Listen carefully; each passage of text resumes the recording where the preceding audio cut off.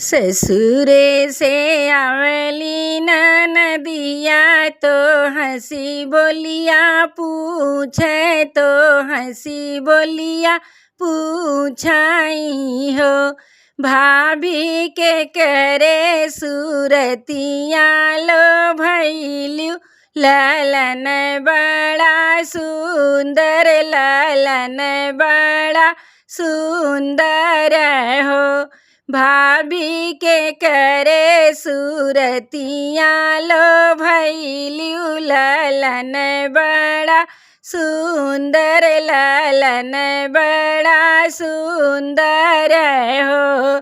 सूतली रहली महलिया तो सैया के सेजरिया तो सैया के सेजरिया न हो। ननदी सपने में अइले नाना दोइया लालन बड़ा सुंदर लालन बड़ा सुंदर हो। ननदी सपने में अइले नाना दोइया लालन बड़ा सुंदर लालन बड़ा सुंदर हो। बाहरे से आवे देवर जी तो हंसी बोलिया पूछे तो भाभी से अरज करे हो। भाभी के करे सूरतिया लो भैलू भतीजा बड़ा सुंदर भतीजा बड़ा सुंदर हो। भाभी के करे से सूरतिया लो भैलू भतीजा बड़ा सुंदर भतीजा बड़ा सुंदर हो। सूतली रहली पलंगिया तोरे भैया के सेजरिया अरे सैया के सेजरिया न हो।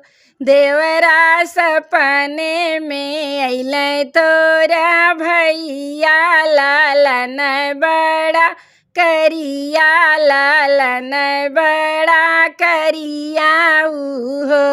देवरा सपने में अइले तोरा भैया लालन बड़ा करिया लालन बड़ा करिया हो।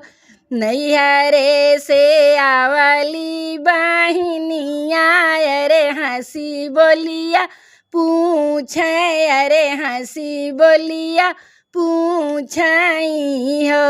दीदिया के करे सूरतिया लो भैलू लालन बड़ा सुंदर बबुआ बड़ा सुंदर हो।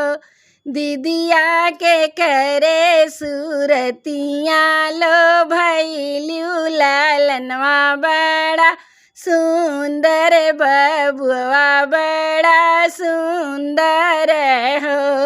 सूतली रहलू आटरिया अरे सैया के सेजरिया अरे सैया के सेजरिया न हो। बहिनी सपना में अइले बहनोइया लालन बड़ा सुंदर लालन बड़ा सुंदर हो। बहिनी सपना में अइले बहनोइया लालन बड़ा सुंदर लालनवा बड़ा हिरन हो।